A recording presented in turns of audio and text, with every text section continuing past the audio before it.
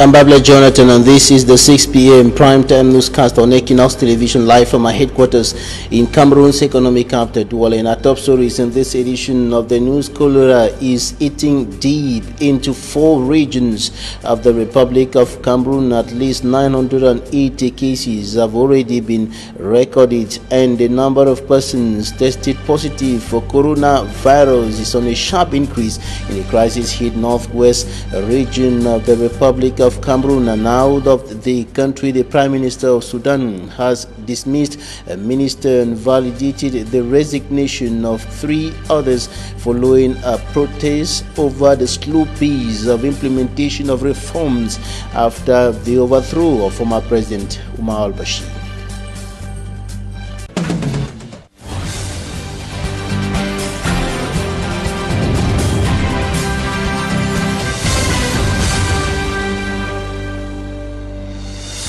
Cameroon is now counting at least 980 cholera cases in 4 regions of the country. The littoral and the south regions have recorded the highest number of persons infected with cholera, and the situation is raising eyebrows as far as with regards to the fight against that particular health problem. Details with Équinoxe Tv. Statistics from officials in the Department of Disease Control and Fight Against Epidemics and Pandemics in the Ministry of Public Health reveals that 980 cholera cases have been recorded in 4 out of the 10 regions of Cameroon. The Littoral region tops with 563 cases, followed second by the South region with 244 cases, 73 in the Southwest region, and 3 cases in the Central region. Officials note in the South region, Kribi has the highest number of cholera cases. According to officials, still 45 people have already died of the cholera in Cameroon. More than 200 health experts point out difficulties to access to potable water sources, the non-compliance with hygiene measures, and absence of latrines to be major factors giving rise to the cholera cases. These situations favor spread of the epidemic. Health officials recall that the first case was recorded in the Northwest region in 2018. Since then, other regions have been affected. Until this year, 2020, there were often periods of calm and upsurges of the epidemic. The northern part, which is regularly hit, is not affected by the current wave, but this part of Cameroon remains under surveillance. Since registration of the first case in 2018, the Ministry of Public Health has been on the alert, according to health officials who note that when they have a confirmed case, they make a confirmation by epidemiological link and no longer needs to confirm all cases. That anyone who has diarrhea with or without signs of dehydration is considered sick and taken care of. To deal with this epidemic, the mobilized health teams no longer wait for the arrival of patients in health facilities. They have engaged in what is qualified active surveillance. Équinoxe Tv reporting there. Now to the northwest region of the Republic of Cameroon, where the number of persons tested positive for coronavirus has been on a sharp increase. More than 500 cases have been recorded in the crisis-hit region. A correspondent in Bamenda, Stella, files in details. Virus cases are exploding across the country, with popular entertainment sites continuing to draw crowds. Statistics from the Northwest Regional Delegation of Public Health as of July 7, 2020 show that the region has recorded 559 cases in 13 out of the 19 health districts, 176 recoveries, and 55 deaths. Communities are now personalizing the fight against this pandemic. In Quen, a locality in Bamenda, Cameroon, solidarity is mobilized as communities continue to face hardship due to the socio-political and security crisis and the coronavirus pandemic, with many depending on donations to own even a face mask. The first phase had also 10 hand wash stations, but we saw that with population of Nkwen being so much, we have about 120,000 to 200,000 people living within Nkwen jurisdiction. It was difficult to cover it with masks and hand sanitizer, so we thought of increasing the hand wash stations at public squares and at institutions in Nkwen, so that everyone passing by can wash their hands. These items, comprising 100 untouchable hand-washing containers with buckets and 600 liters of liquid soap, has been provided by Nkwen children and their friends under the umbrella of the Nkwen Cultural and Development Association. For the second one now, we make a water come out, so you know they touch any tap. The ruler of the Nkwen people, His Royal Highness Fanazefo III, while distributing the items, says they have been provided for all to make proper use, adding that repressive measures will be used against quarterheads who falter in the respective guidelines in place. If water is not filled in this drum, I think the quarterhead will pay 10 goat and 5 jug of palm wine and a basket of kola nut. And if you pay the first time, the second time is not there, you will double. And like I've said, if a child is sick, you need to force that child to drink medication in order to get well. COVID is real. We must do everything to protect the land, to protect this town, this beautiful town of ours. Although some measures taken by the government of Cameroon to limit the spread had been relaxed, the people are being encouraged to take serious the measures to prevent the spread of the coronavirus in their communities. And the coronavirus pandemic, coupled with the Anglophone crisis, have provoked a significant increase in the prices of foodstuffs on the markets in the Republic of Cameroon. And according to the National Institute of Statistics, the price increase stands at 70% today. Details with Smart Jigan Gabriel. From 0.2% in May and June, prices of cash crops have now gone up to 0.9%. According to an investigation carried out by the National Institute of Statistics, this inflation is noticed on tubers, plantains, banana, potatoes, cocoyams, yams, and vegetables. The hike in the prices of vegetables is due to the hike in the price of tubers. The general price level of foodstuff has also risen from 2.1% in May and June compared to the same period in 2019. It should be noted that the inflation is internal in Yaoundé. Within Douala in May 2020 compared to April 2020, the money used daily by household has dropped to 0.2% after it had an increase of 0.6% last month. Meanwhile, prices of foodstuffs witnessed an increase of 0.8% after 0.2% last month. The increase in Douala concerns vegetables, tubers, and plantains. Within 12 months, prices of foodstuffs have witnessed fluctuations.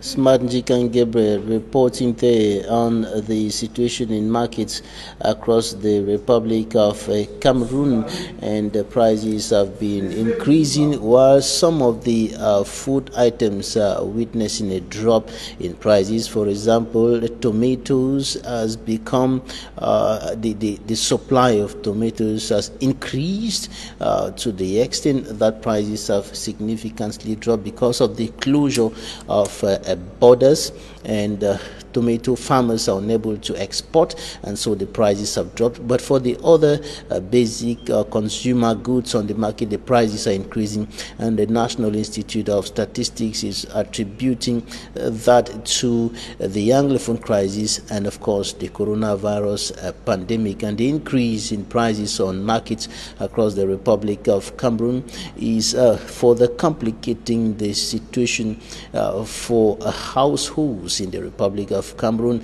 in a country where a good chunk of the population live below the poverty line. Many Cameroonians are unable to afford for 3 square meals a day, and the increase in prices is making things much more difficult for households, especially the poor and low-income earners.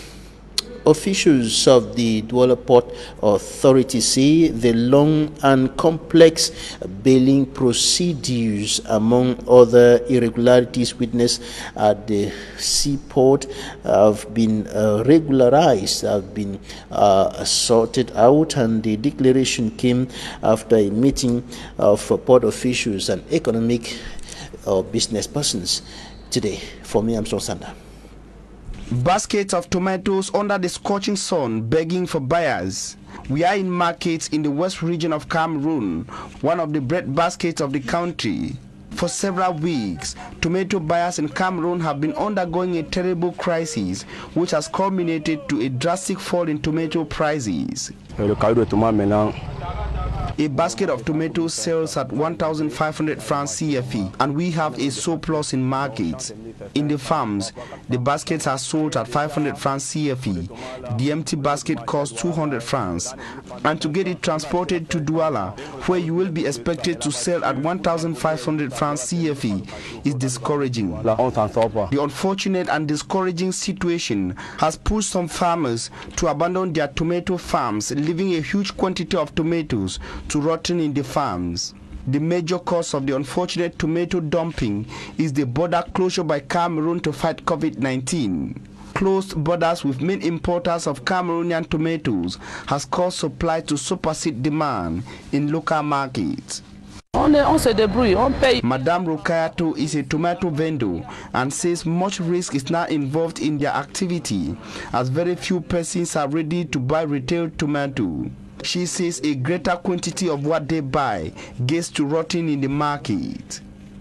Experts on their part say the increased tomato supply over demand is seen as a problem in Cameroon because industrialization and transformation is absent or relegated in the country's economic planning.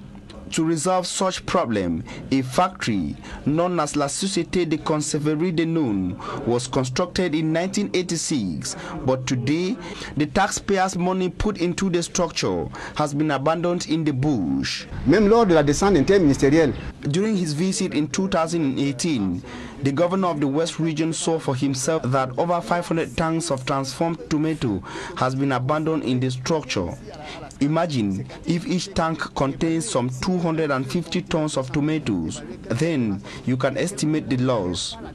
You don't sit in Yaoundé and think that you can manage tomato production and transformation over here through your telephone.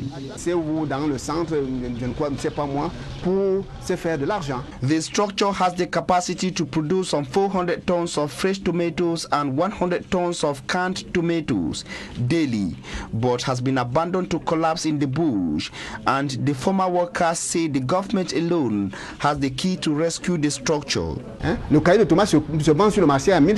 There is dumping in the country, and a basket of tomatoes is sold at 1,500 francs CFA. Imagine the loss. They regret that the government has no program at the level of competent ministries which directly support their sector of activity. Business persons have been complaining about cumbersome and slow clearance procedures at the Douala seaport, provoking enormous loss in time and income. And this issue was on the discussion table during a meeting between port officials and some business persons. Today, the port officials saying the obstacles have been poor road network, insecurity stemming from the absence of a port observation. The end to do it. I made an evaluation. You people saw that, in fact, when they think that things are cheaper, they are, in fact, more dearer than they think. With the departure of the Bolore Group and the coming into place of the RCC Group to manage the container terminal of the Douala Bonabe Port, the Port Authority of Douala is proud of the reforms put in place, according to Diodone Nanando, Secretary General. Many of the roads in the port have been rebuilt, and people now can drive in the port easily. And then we came by changing the way of billing the goods to make sure that the billing is easier. People will no more come here and waste time. So we changed it, and we rendered everything dematerialized, and everything is going smoothly now. And then we came back now to the securization. That is rendering the port of Douala in conformity with the ISPS code. And when the port is in conformity with ISPS code, there are many things that change. Vessel owners will no more charge the port of Douala, because when a direction is not in security, they will charge you because of their lives, because of the risk coming in Douala. And then the observation of the port as a security area is also ameliorated. With everything that you people saw, the observation of the port as security is concerned will now start right from the port of Malabo, because we'll be observing the whole coast. If you go to ports like the port of Lagos in Nigeria, we see the system is already there. So very soon, the port of Douala will be the same thing. Reforms which the Port Authority of Douala says should be mastered by all users. The reforms, according to experts, will minimize costs and maximize profit for economic operators at the PAD and port management if well mastered and incorporated by all. Thanks from me, Armstrong Sander. Now out of Cameroon, Sudan's Prime Minister has replaced 4 key ministers after protests over the slow pace of reforms following the overthrow of Omar al-Bashir as president last year. The government said Abdallah Hamdok dismissed the health minister and accepted the resignation of 3 others in charge of finance, foreign affairs and energy. Reports say the Sudanese economy was already in a crisis before the impact of the coronavirus, so the new finance minister faces a daunting task amid worsening food and fuel shortage. Malawi's new president, Lazarus Chakwera, has been criticized for including a husband and a wife and a sibling, a husband and wife duo and siblings in his cabinet. The president's former running mate in the 2019 elections, Siddiq Mia, has been appointed Minister for Transport, and his wife, Abib Damian, is the Deputy Minister of Lands. Kenny Kandolo is the new Labour Minister, and his sister Kumbizi Kandolo is the Health Minister, and a businessman Gospel Kazako has been appointed Information Minister, and his sister-in-law Agnes Nkuza is the Deputy Agriculture Minister. And that's it for the first part of this newscast. Stay with us for Talking Point.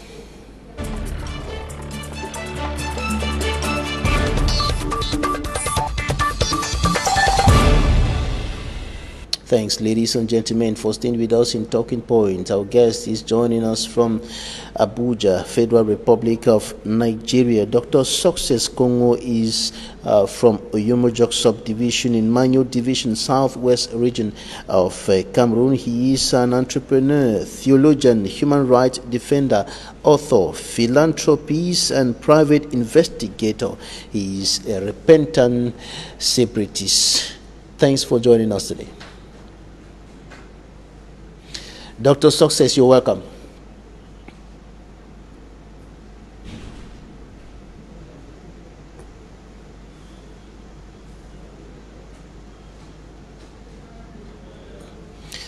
Unfortunately, we are not getting Dr. Success. Some issues there with the sound of Dr. Success joining us from Abuja, Federal Republic of Nigeria, and I indicated earlier that he is a repentant Ambazonia, a repentant separatist leader, and of course today he is fighting for peace. He's fighting for separatist fighters to leave the bushes and come back to the normal life train, and he is also a human rights defender joining us from the Federal Republic of Nigeria. Dr. Success, you're welcome. Thank you very much, Babila. Hear me? All right. Before we talk about the current situation in the northwest and southwest regions of the country, I want to know, why did you resign from the struggle, the fight to restore the statehood of the former Southern Cameroons? I have many reasons for doing that. First of all, you have to know that I was fully immersed in the struggle inside Amazonia. I wasn't an outsider. I was right into the matter. I gave everything for the struggle and except my life. But I had to leave because of the following reasons. Number one, I left because we say the struggle is God's ordained, but instead of following God's way in the struggle, we decided to invite Satan in the struggle. How did we do that? We did that by believing and encouraging people to take up fakish charms like Udeshi. I condemned the use of Udeshi in April 2017 in one broadcast I had in Abomo Live Television. And this Udeshi of a thing has snatched the lives of our youth, so many of them. The second reason I left the struggle is because some of our people who had failed in their professions, some failed politicians, some agitated individuals who feel all hopes are gone, have used the struggle to raise money for themselves. It has become a money-making enterprise. A lot of people who are not working, but they are living big lives in Europe, in America, while our boys and girls are dying every day like chicken. I had to resign because people like Sako, people like Chris Arnold, they are jobless. People like Ayabacho Lucas, they are jobless individuals. Today we are not talking about, we aren't talking about the Sako, the people that you're naming. We are talking about you, why you decided to step down. But first of all, what pushed you into the struggle before you decided to leave? What pushed me in the struggle is because of the marginalization of our people, the Anglophone Cameroonians. I want you to know, Babila, that there is a big difference between the Anglophone problem and Amazonia. The Anglophone problem is legitimate, but Amazonia is not legitimate. The Anglophone problem is the agitation of the Anglophone lawyers and teachers who felt that the judicial system has been francophonized and the educational system has been francophonized. And our population also felt like we have been marginalized, which is true. I have said that all over the places I've gone to, that I joined the struggle because I felt we were marginalized and our system was francophonized. That is a legitimate passion. But unfortunately, some hijackers decided to infiltrate a legitimate cause like the Anglophone crisis and hijacked it after infiltrating it to preach their own evil agenda that they had long before the struggle began. And it is because of the preaching of this evil agenda that they brought and the evil intention that is displayed in the streets of Southwest and Northwest, carried out and masterminded by these individuals in the diaspora, that made me to back out of the struggle, because that is not what sent me into the struggle. The people you are accusing today, you were working with them yesterday, and you were speaking the same language. You were looking towards the same direction yesterday. I didn't get that. I said the people that you're accusing today, you were working with them yesterday. Yes, I was working yesterday because I thought they were doing the right thing. But when they started involving themselves in war crimes, when they started involving themselves in crimes against humanity, I had to back off because I cannot be part of certain things. For instance, one of the activists had to say that he will use the head of a minister to drink palm wine. I sent him a private message then. That was in 2018 August. No, that was 2018 July. I said, my brother, this is not activism. This is not self-defense. This is terrorism.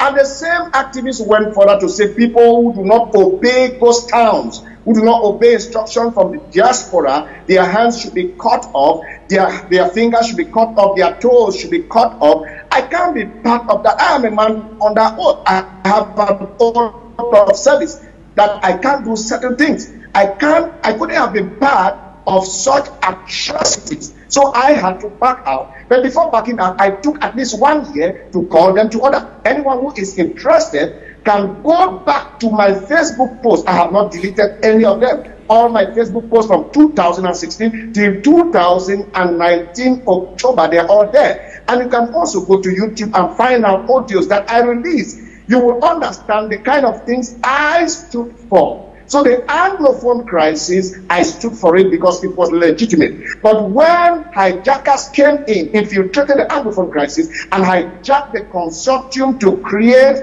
another consortium, which was called SCACO, I saw manipulation and I started fighting that from then. But when I noticed that they were adamant and they couldn't change, I had to back up. And backing up to continue on the mission to speak the truth to whosoever cares to listen. Dr. Success, what will you tell those who consider you today as a traitor? Yes. You see, it depends on the definition that someone has for being a traitor. I posted on my Facebook the other day and I said that if delivering people from captivity means treason, if taking people, refugees, who have been giving birth to children and sell off their children that they gave birth to is the meaning of treason. If delivering people from dying of starvation as refugees, delivering boys.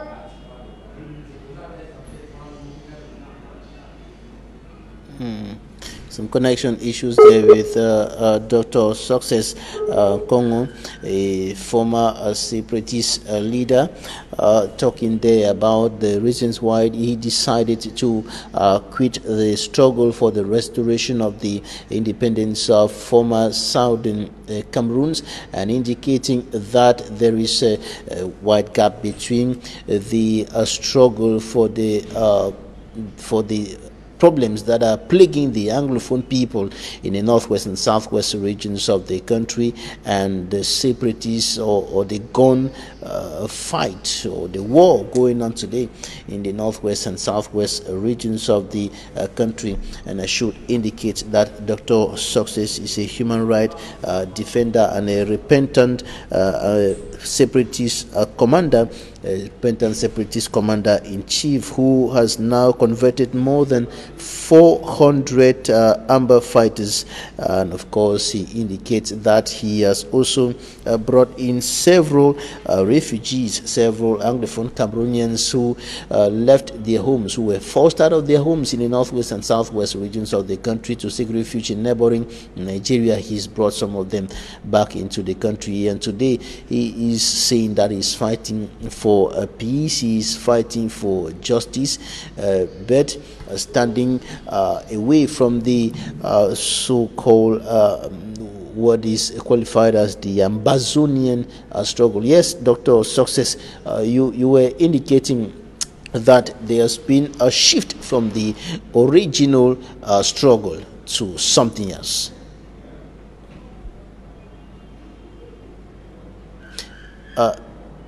Dr. Success, are you getting me? Right, yes, Dr. Success. I'm getting you now. All right. I was saying that you were, before the connection went off, you were indicating that there has been a shift from the original struggle to something else. I didn't get your question right. I said you were indicating earlier that there has been a shift from the original focus of the struggle to something else. Yes, the original struggle is the agitation of the Anglophones, the Anglophone lawyers and teachers, in finding solution to it by the head of state of Cameroon. They deviated into another subject of federation.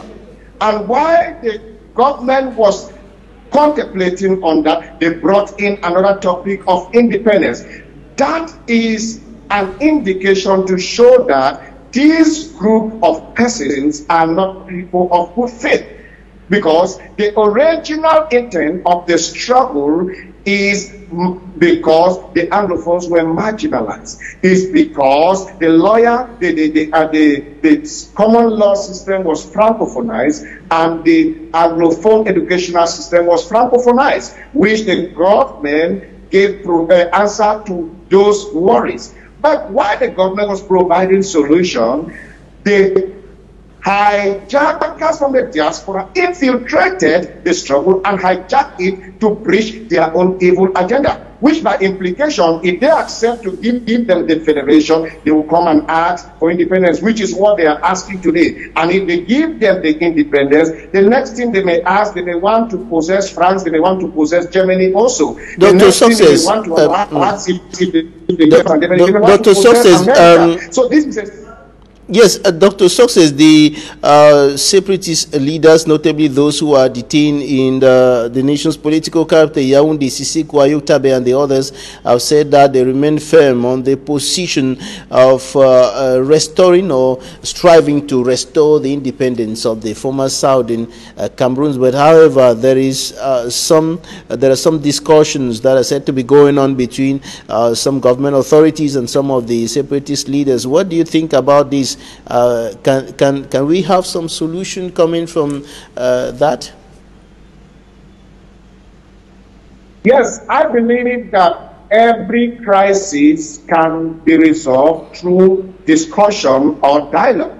This is a matter that concerns Cameroonians. So if we all sit on the table as Cameroonians, just as you can have a family problem with your uncles or aunties and cousins, your sisters and your brothers, if you do not secede from that family to form your own family because you have misunderstanding among yourselves, you sit down on the family table to discuss as members of the family to see where each person went wrong and to see how to make amends. So I believe that if we sit on the table as Cameroonians, we can solve our own problem as Cameroonians, and there will be solution to this issue.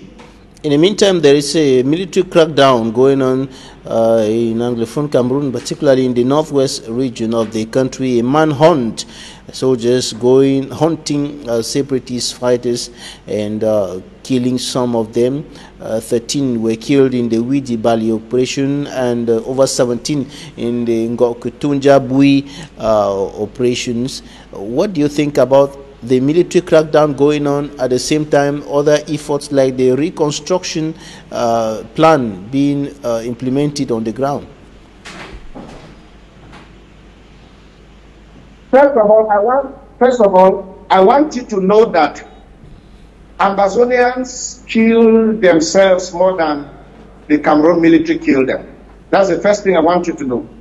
Secondly, the reconstruction plan is a sign of good faith that the government of Cameroon is showing that they have the people of Southwest and Northwest at heart.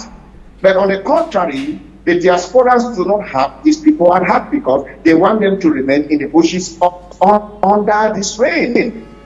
If they truly love their parents who are in the forest, they will allow those houses and they will approve. They will tolerate, they will permit, they will support. But I am having a dispute with you, Babila, and I decide to declare you an enemy, or you decide to declare me an enemy. And I said, I will never speak to you. But one day I find myself in an ocean and I'm about to drown. In the course of drowning, you are the only person willing to rescue me from drowning. And you stretch your hand towards me. Won't I accept your hand? I will accept it. And if I do not, it means I am very, very stupid. It doesn't matter how the separatists have tagged the Cameroon government with all manner of names. I believe that the Cameroon government have demonstrated signs of good faith. One of the good signs, the signs of good faith is the fact that they have established the GTR centers around Southwest and Northwest, where the armed fighters who want to drop down their arms are received and given amnesty and a better life. You saw us coming from Nigeria the other day on the 31st of December 2019 with a group of 87 refugees and former fighters of Amazonia. They are living a better life in Cameroon today. So that is a sign of good faith, and that Cameroon government has never had.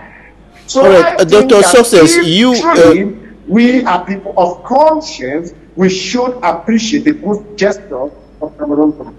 Right, you and other persons and some media outlets were dragged to court by the Aya International Foundation for aggravated defamation, hate speech, blackmail, and propagation of fake news. You were accused of propagating what the Aya International Foundation qualifies as very dangerous, defamatory, and life-threatening lies on social media, saying that the Aya International Foundation is buying, importing, and distributing arms to separatist fighters. What do you know about that? Babila, I want you to know that I am the one who dragged Aya to court first, then he dragged me to court second. I heard that he has dragged me to court, but I have never received a summons. Let me say something in respect to that. If not of the fact that President Probia is a man of peace, Ayapol would have been sentenced to death, because Ayapol have radicalized a lot of Cameroonians, including me, who is sitting here. Dr. Success, on the ground. Dr. Success, what do you have to say? What do you have to say about the accusations? What do you have to say about the accusations? The accusations leveled against you, defamation, hate speech, and blackmail. What do you have to say about that concerning information that went on social media, allegedly propagated by you, that the Aya International Foundation was transporting and distributing guns to separatist fighters? What do you have to say about that? Babila, the chief blackmailer and saboteur in the whole Central Africa is Aya Polabile, his son Aya, and Raymond Akoja. Those are the chief blackmailers. Doctor, I'm not talking about. I'm talking about you. There are allegations. Yes. I decided that because they choose to blackmail me without any proof, I decided to denounce their activities, which is true. It is common knowledge for everyone that Aya is an Amazonian. The currency of Amazonia carries the face of an Aya. Aya has never denounced it. That's a sign that he is an Amazonian. I have a proof of ground where, if you go to the website of certain Amazonian project, it is stated that when money is raised, they are sending them to Aya Foundation. But we all know that the intention for spending these monies is for the purchase of arms. What proofs do you have about what you're saying, Dr. Success? What proofs do you have about what you're saying now? I have just given you two proofs. Number one, the currency of Amazonia carries the face of Aya Bonabine. True or false? Is that not enough proof that Aya is Amazonia? Number two, but they could have put his face there without his consent. The son of Aya Bonabine, Aya Abine, was invited in Brussels, Belgium, by AGC, a terrorist organization. For what? Number four, the Aya Foundation receives money from terrorists after rejecting money from homosexuals. What is indication of that? If they claim to be people of noble character, why would they despise the contribution of a homosexual and accept that of a terrorist?